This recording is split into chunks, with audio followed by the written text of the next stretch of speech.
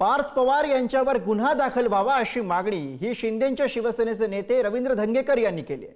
चौकशी समितीच्या रिपोर्टनंतर पुढची कारवाई केली जाईल असं महसूल मंत्री चंद्रशेखर बावनकुळे यांनी सांगितलंय।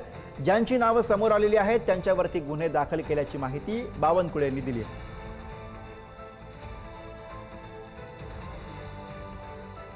रजिस्टर असेल, बँक असतील, या सगळ्या लोकांच्या त्यामध्ये चुका होत्या, पण त्यांना कुठं पोलीस कारवाईला समोर जावं लागलं नाही।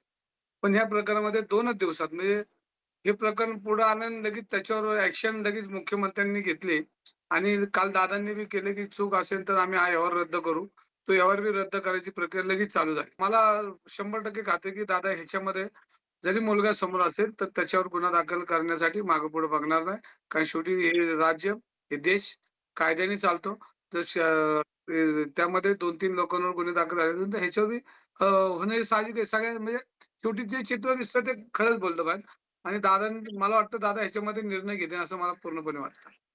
मी कालही बोललो, आजही बोललो आहे की सकृत दर्शनी पहिल्या टप्प्यामध्ये जे व्यवहारामध्ये कागदोपत्री त्या ठिकाणी ज्यांनी रजिस्ट्रेशन किंवा नोंदणी केली आहे, देवाणघेवाण करणारे जे लिहून घेणारे जे आता पेपरवर आले आहेत त्यांच्यावर आम्ही गुन्हे दाखल केले आहे।